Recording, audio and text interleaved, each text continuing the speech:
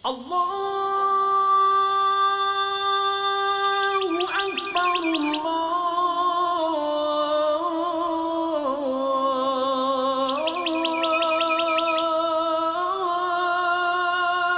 أكبر. الحمد لله رب العالمين. الحمد لله الذي خلق السماوات والأرض والإنس والجان وانطلق لسان الإنسان بأنواع الفصاحة والبيان وأرسل رسوله بالهدى ودين الحق ومعز آية القرآن وأشهد أن لا إله إلا الله وحده لا شريك له وأشهد أن محمدا عبده ورسوله صلى الله عليه وعلى آله وأصحابه في كل حين وزمان. أيها الناس أوصيكم بتقوى الله ونفسي أولا بتقوى الله إن الله مع الذين اتقوا والذين هم محسنون. أعوذ بالله من الشيطان الرجيم. بسم الله الرحمن الرحيم. يا أيها الذين آمنوا اتقوا الله حق تقاته ولا تموتن إلا وأنتم مسلمون. صدق الله العلي العظيم. Rabbimiz Allah'a көңіл түрлерімізден шыққан мақтау, хамид, шүкранарыбызны, ұлығылауларыбызны, барша ғибадетлерімізді жеткіреміз. Peygamberimiz Muhammed Mustafa sallallahu aleyhi ve sellem'ge көңіл түрлерімізден шыққан салават, хам сәлемлерімізді айтабыз. Allah Rabbimiz qarşında imanlı bəndə bulduq deyib aytabız. La ilahe illallah Muhammedun Rasulullah. Allah ya Rabbim, men senin barlığına, birliğine iman getirdim. İndi özünün barşa isim sıfatlarına iman getirdim. Hem indi Peygamberin şuşu dinni jetkirüşü, anlatuşu, Peygamberin Muhammed sallallahu aleyhi ve sellem'ge iman getirdim deyib aytabız. Hem de indi şuşu mübarek bolgan Allah Teala көп әҗр саваплар вәгъдә иткән җомга көнендә Allah'ın rahmetin ümit itib şuşu мәчетебезгә җыелышабыз. Мәчетләребезгә җыелышып şuşu җомга намазларын укыйбыз. Allah Teala разый булсын. Һәм инде şuşu җомга намазын инде укыйм әле, әй хутба тыңлыйм әле дип, şuşu җомга көннең фазилатларына, дәрәҗәсенә ирешим әле, Allah'ın rızalığına erişim әле дип, şuşu җомгага килүләребезне Rabbimiz Allah кабул әйләсен. Şuşu җомга намазына килгән вакытыбызда һәр бер атлаган адымыбыз өчен Allah Teala инде әҗр савабын насип әйләсен. Һәр бер адымыбыз өчен Allah Teala хата, кимчелек, гөнаһларыбызны ярлыкасын. Инде шушы гыйбадәт кылырга күпме төккән көчләребезнең, вакытларыбызны Allah Teala безгә дөньялыгыбызда да, ахиратыбызда да инде күпләтә әҗр саваплары белән кайтарга насип әйләсен. Җомга көннәребез mübarek булсын. Һәм Пәйгамбәребез Мөхәммәд Мустафа саллаллаһу алейһи ва саллям да әйтте, адам баласы өчен инде иң хайырлы булган, yani dünyası üçündə, ahireti üçündə əjr savabların ала торган иң хайырлы көн ol da булса шушы ушбу җомга көнер dedi. Шуңа күрә җомга көненең инде дәрәҗәсен белеп, аның дәрәҗәләренә, фазилатларына безгә һәр баршаларыбызга ирешергә насип etsin. Elhamdülillah. Ey Allah Rabbimiz adam balasını yoktan бар kıldı. Hem de indi şuşu adam balasını cirizine halif etti. Yani halif degen söz, yani şuşu dünyalıkның indi ol başlığı deyip aytik. Şuşu dünyalıkta bulgan barça әйберләр adam balasına hizmet iterge yaratıldı deyip indi anlarga kerektir. Hem indi adam balasını Allah Teala en zor nimetlerinin birisi akıl nimeti verdi. Yani bizni akıllı etti. Hem indi bizge akıl nimetin verdi cemaat. Hem de indi biz bilemiz akılның rizığı ol indi g'ilim. Ay akılның Allah Subhanahu Teala bizge birinin indi bir hikmeti hem sebebi şuşu akılımızı jigib g'ilim alır için Allah Teala bizge akılımızı verdi. Hem de indi şuna göre de cemaat indi aytib keterge kerek. G'ilim ol adam balasın dünyalığında da ahiretinde de бәхетле итә торган әйбердер. Һәм инде шушы гыйлемнәребезне алып, без инде дөньялыгыбызны да, ахиратыбызны да сөенечле, бәхетле итәбездер. Һәм инде шушы орында инде әйтеп китәргә кирәк, гыйлем алу. Иң беренче ратта Allah Teala каршында булган, хакыйкый булган гыйлемне, хакыйкатьне аңлау гыйлемен, дөньялыгың өчендә, ахиратың өчендә кирәкле булган гыйлемне алу. İndi sana kerekli bulgan ilimni alu indi farz hükümündedir. Һәм инде шушыны фарыз дигәч ул нәрсә? Ягъни тиеш дигән сүз. Ягъни син шушы гыйлемне аларга фарыз буласың, фарыз буладыр. Ягъни син шушы гыйлемне аларга тиеш буласың. Ягъни бу инде әгәр дә җәмәгать күз алдына китерик. Әгәр дә сиңа тормыш итәргә кирәкле булган, мәсәлән, эшеңне эшләргә, ягъни кәсеп итәргә, яки дә булмаса сине салкында, инде салкыннан айыры, җылыдан айырырга, иссене салкыннан айырырга, ягъни гади генә әйберләрне аңларга өйрәтә торган гыйлемне алу сиңа тиеш була. Ягъни монда мисал китерик җәмәгать. Әгәр дә син инде салкынны салкын дип аңлый белмәсәң, ягъни анда наданлыгың бар икән, яки да булмаса син инде үзеңә зыян китерә торган, яки да булмаса ут булсынмы, яки башка төрле безгә зыян китерә торган әйберне аңлый алмасаң, ягъни моннан без бары тик үзебезгә зыян китерәбез. Һәм инде шуңа күрә дә инде шушында гыйлемне алу ул инде фарыз булдыдыр. Һәм инде бу җәмәгать дөньялык өчен булса, әмма ләкин иң олуг булган, иң кирәкле булган фарыз гыйлемебез ул Аллаһның барлыгын, берлеген тану. Һәм инде шушы Аллаһ Тәгаләнең динен өйрәнү, шушы Аллаһ Субхаһу Тәгаләнең дин юлында гыйлем алу ул инде фарыз буладыр. Ягъни ни өчен? Чөнки син Аллаһның барлыгын, берлеген белүгә, тануга инде бу син инде Аллаһны танымасаң, Аллаһның барлыгын, берлеген белмичә яшәсәң, бу сиңа файдамы яки начарлык китерәме? Ягъни чыннан да, әгәр дә без Аллаһның барлыгын, берлеген танымыйча яшәсәк, бу чыннан да безгә зыяндыр. Һәм инде шуңа күрә дә без әйтәбез, ягъни шушы динебезне, һәм инде Аллаһ Субхаһу Тәгалә каршында инде сиңа белергә тиешле булган гыйлемеңне алу ул фарыздыр җәмәгать.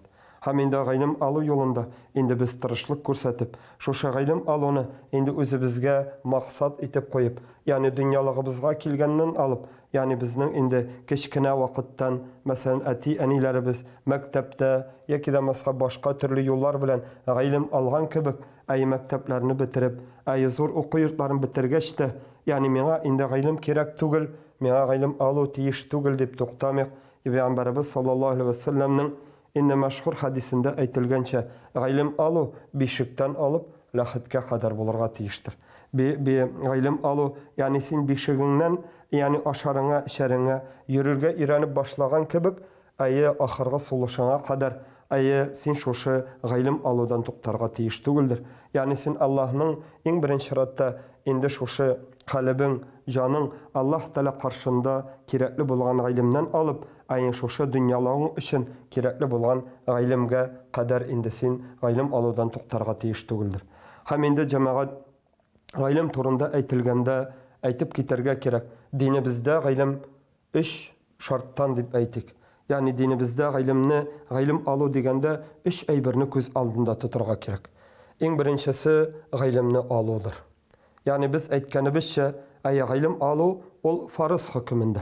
Ягъни син гыйлемне алырга, аны кайдадыр таләп итәргә инде тиештер. Таләп дигән сүз, ягъни син аны эзләргә, ягъни биргәнен, кемнеңдер өйрәткәнен түгел, инде син ул гыйлемне эзләргә тиештер. Ягъни безгә Пәйгамбәрбез саллаллаһу алейһи ва сәлләм әйткәндә, "Утлубул илма", ягъни таләп итегез.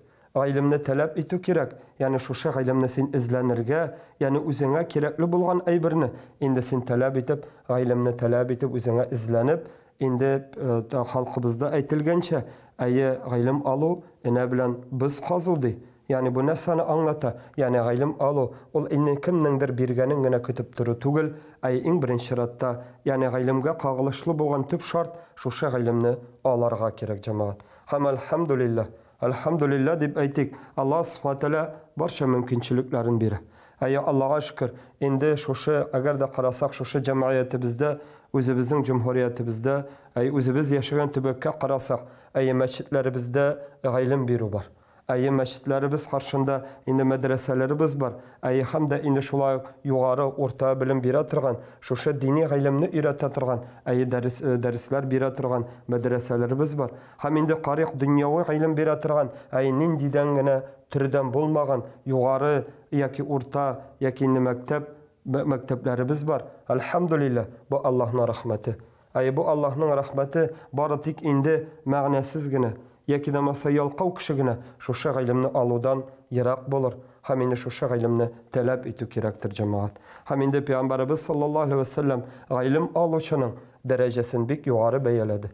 Yani bik yukarı beyeledi cemaat. Yani ol da bulsa kişi ilim alı yoluna çığa iken. Yani ol ilim alırga tırışa iken.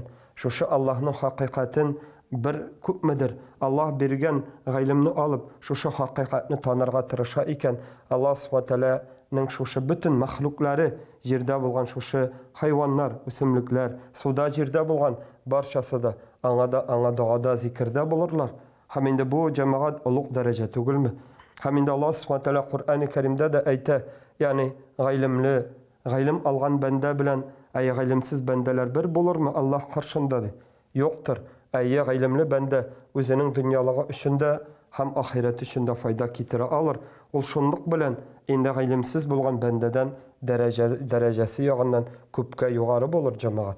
Hem indi şuna göre de ilim alı yolunda indi hayırlılık gösterip ilimimizni en birinci ratta alı gerektir. Hem de indi cemaat ilim degende ikinci bir şartına da ihtibar ettik. Ilimimizni alıp anın bilen amel kılıda ol indi ilimnin bir şartı bulup duradır. Yani cemaat kitaplar kişte dolu. Yani bizden indi kursaq mağlumati şer. Hazırki zamanda bigirek de yani nindigene yolunu karasak da yani sosyal şilterler bulsun mu? Televizyonu bulsun mu? Ya ki internette bulsun mu? Elhamdülillah hazır indi mağlumati zaman deyip aytik. Mağlumat bik köp. Amma lakin cemaat şu mağlumatni ilim bolarak özümüzge alıp amel kılabız mı? Okuçularımız bik köp.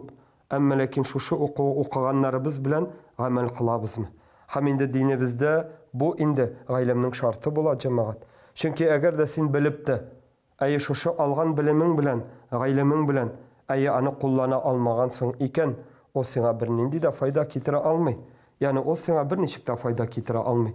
Yani köz aldığınızga kitirigiz. Eğer de sen indi otның pişire ikenin, otны senin ziyan kitire ikenin bilip de kulağını otka sussan, ya da masa otka koysan, o seni pişirgen kibik, yani sensin şu otның yandıra pişire ikenini anlap bilip de şu otka kulağını tığı bilen bir derecede buladır.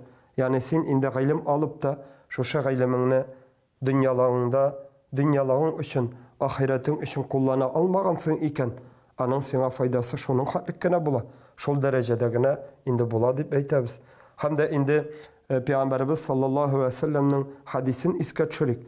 Kıyamet gününde adam balasının bir jirgede kuzgalmaz. Adam balasının hesabı bitmez diye. Yani ol algan ilimi bilen amel kıldı mı diye. Algan ilimi bilen amel kıldı mı cemaat? Hem indi bu şundan da bik mühim birdir. Yani biz ilim alabız diyiz. Allah'a şükür. Türlü mümkünçiliklerimiz var. İlim alışılar da az deyip etmez idik. Yani kaydadır. Ama lakin şu algan ilimimizni amelibizge kirtu bilen de şoğullanu gerek. Şu algan ilimimizni amelibizge kirtip özümüzge dünyalığımız içinde, ahiretimiz içinde faydalı iterge gerek cemaat. Hem indi bu şundan da indi ilimde ilimnin ikinci şartı bulup duradır. Hem indi Allah subhanahu teala Kur'an-ı Kerim'de bizge ayta nersedi. Yani mana kadar kilgen kavimlerinin turunda silagende nersedi. Ilimli bulup da, ilimli bilip de şu ilimni kullanmavçılar alar işek ravuşunda kitap yürütücüler dedi. Yani şu işek kitapını yürüte ama lakin ol şu kitapta yazılganını faydalanıp amel kılmagaç anın hali özgere mi? Yok. Ol şu işek kıyafetinde kalabire. Ama lakin biz de cemaat şu algan ilimimiz bilen amel kılmasak yani Allah'ım saklasın. Yani ol bizge boş bizge bir nindi de faydası bulmazka mümkün. Hem indi şoya Allah subhanahu teala Kur'an-ı Kerim'de bizge yangadan da aşıktan aşık ayta. Nişepsizdi işlemegen işigizni şolay bulaul, şolay kireg ol dip yürüysizdi. Şundan da bu işarakta cemaat biz indi ihtibar itergetiş. Allah Teala bizge ayta nesedi. İlim aldığız mı? Şu algan ilimimizni ameligizde kullanabiliriz. Şu algan ilimimizni amel itigiz. Hem indi bu şundan da cemaat. Yani amel kılıp kına Allah karşında anın biz jimişlerin alabız. Yani köz aldığızga kitirigiz.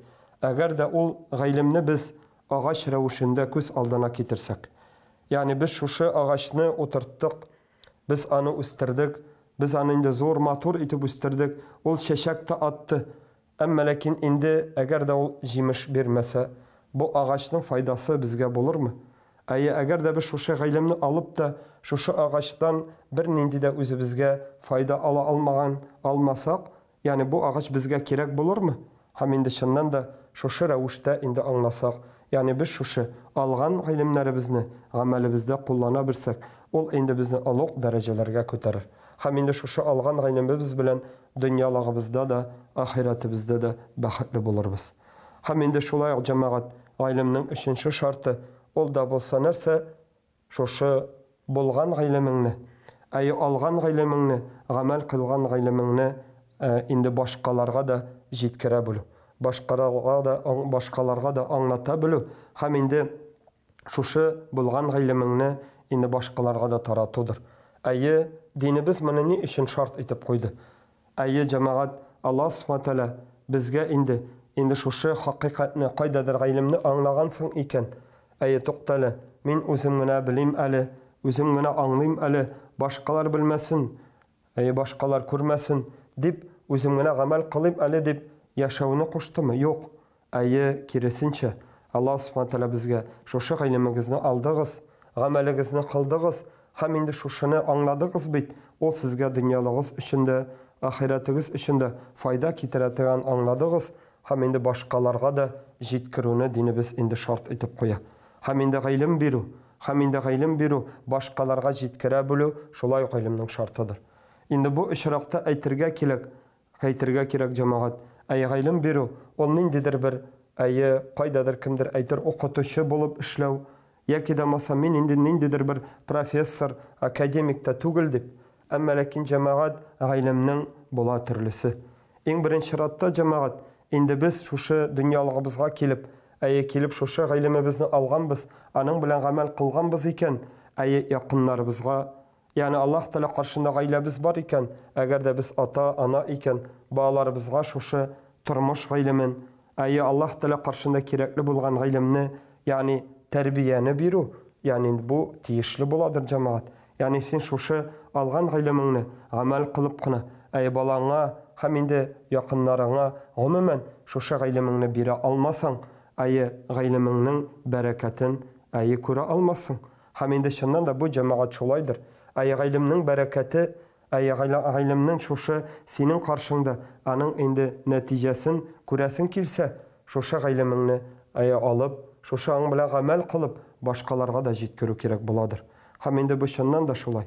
Yani инде бер укытучының да әйткән сүзе бар бит, уен көлке рәвешендә булса да шулай бит. Әйткән, мин сезгә аңлата, үзем дә аңладым бит дигән.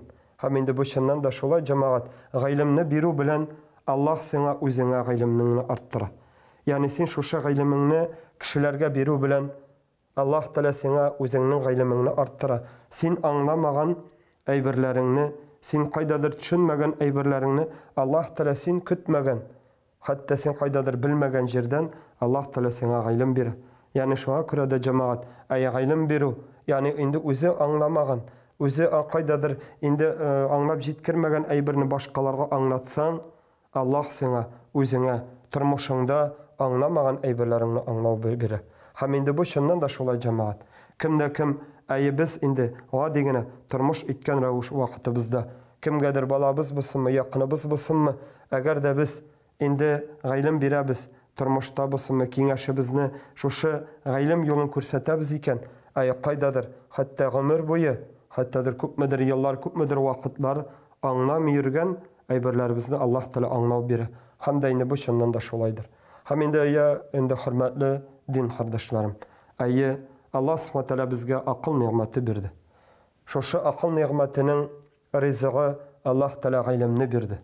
Һәм инде шуңа күрә дә без шушы акылыбызны дөрес җигеп, Аллаһ Тәгалә каршында аны ризыктан мәхрүм итмичә, акылыбызны хәерле дөрес итеп җигеп, дөньялагыбыз өчен дә, ахиратыбыз өчен дә кирәкле булган, файдалы булган инде гыйлем белән гыйлемлендерсәк иде. Һәм инде чыннан да инде Аллаһ Тәгалә каршында бар икән җәмәгать, гыйлемнең дә икесе. Yani g'ilim bula iki türlü cemaat. Yani faydalısı hem de indi faydasızı da iken. Yani g'ilimni alam deyip, ayı ma'lumat jiyip, yani nerse turu kildi, şunu alıp yürü de, ol ala g'ilim alı tugul iken. Eğer de sen şu g'ilimini alıp, ayı gamel kılam da deyip aytu da, ol ala indi dürüst tugul iken. Şoňa görä Allah Taala karşında g'ilimning de iki türlüsü bula. Yani birincisi, indi Peygamber sallallahu aleyhi ve sellem aytgança, ol da bolsa faydalı g'ilim. Faydalı g'ilim ol nerse dünýalagyň içinde, ahiretin içinde sana fayda kitire turgan ma'lumat g'ilim diýip aýtdyk. Ikincisi sana dünýalagyňda da ahiretinde de ziyan kitire turgan indi g'ilimdir. Hem indi şoňa görä de cemaat Peygamber sallallahu aleyhi ve sellem özünün duasında bir meşhur bir duasında aýtdy. Nerse dedi? Ya Rabbim, ay min senden soraýman, meňe faydaly g'ilim berýäňni. Hem indi men sana sığınamın, sığınamın, meni faydasız g'ilimden ýerak etýäňni dedi. Şoňa görä de cemaat Allah subhanahu taala karşında bizge Allah taala hayırlı, faydalı g'ilimlerin berse idi. Hem indi g'ilim algan wagtda Allah subhanahu taala har başlarybızga da jeňillik, başlarybızga zihin, anlaw, hayırlı şu g'ilim ýolunda indi tırışıp g'ilim aluçy bendelerden bularga nasip etse idi. Indi şu g'ilim alı ýolunda hayryslyk görsetirge indi tırışyk cemaat. Muhterem din kardeşlerim, Allah karşına barabız. Allah karşına bargaç şu indi g'ilimimizni iň birinçi ratda aldykmy? Allah Taalanyň barlygyn birligin tanouga ilte turgan, Allah Taalanyň barlygyn birligin indi anlawga ilte turgan, şu anyň dinin, şeriatyn anlawga ilte turgan g'ilimni aldykmy? Şu dünýalagymyzni hayırlı turmuş iterge ilte turgan g'ilimni aldykmy? Dip Allah karşında cevap bererbiz. Hem indi şu algan g'ilimimizni alıp anyň bilen amel kıldykmy dip indi cevap bererbiz. Şoňa görä Allah subhanahu taala karşında indi g'ilim iýeleri bolyk. G'ilimni talap etýüşi bendelerden bolyk. Hem indi şu orunda bir misal kitiresim kile. Yani köz aldygyzga kitirigiz. Yani şu g'ilim alu, any gullanyw hem başgalarga jetkirүү dip aýtkanda biz aýtabyz. Eger de köz aldyňa kitir, indi uramda meselen 50-60 gradus salkın iken. En birinci ratda sana kimdir jetkirdi? Aýy ol anda salkın iken, aýy üstke kiýip şarga kerek iken, anda bik salkın bolacak iken dip aýtdy. Yani bu indi g'ilim aldyk. Şolay bil. G'ilimni aldyk, bizge kilip jetdi. Biz anladyk, aýy şu salkın bolu, hem indi ol bizge ziyan kitirүүni anladyk. Hem indi biz şuşunda matur etip, kiyinip, şu salkından saklanyw üçin matur etip kiyinip indi tyşka çykdyk dip göz aldyna ketirik. Yani g'ilimimizni kullandyk. Hem indi biz özübizni şu salkın hawa bolsunmy, ejala hawa bolsunmy, şu hawada özübizni oňaýly tutabız. Hem indi şuşunda kiyinip çygyp salkyndan özübizni saklagan kebek, indi biz indi başgalarga da aýtabyz, aýy kiyinip çyk, aýy anda salkyn bit diýibiz. Hem indi bu cemaatga digene misaldan nerse anlatasym kile. Aýy dünýalygymyzda ýaşaýbys. Aýy biz indi gady turmuşda iýibizden salkynga çyksak, kiri kirip kiyinip çyga alabys. Amma lakin şu dünýalykny kaldyrsak, bu cemaat işik ki ýangadan açylmy. Bir çykdykmy, aýy biz anda indi mänggilikke. Biz indi şu dünýämizni kaldyryp ahiretke köşebiz iken, yani biz indi mänggilikke köşebiz. Hem indi şoňa görä de biz indi şuşularny anlamışy, nadanlykda, jahillikde, Allah Taalanyň barlygyn birligini tanımışy, dünýämizni, ahiretimizni indi bahatly etýän g'ilimini almasak, bary tik özübizge gene ziyan kitiribis. Şoňa görä Allah subhanahu taala har barşalarybyzga hayırlı g'ilimler bersin, bolgan g'ilimlerimizni faydaly etsin, faydaly g'ilimler bizge bersin. Hem indi şu algan g'ilimlerimiz bilen amel kılıp yaşarga Allah Taala nasip eylesin.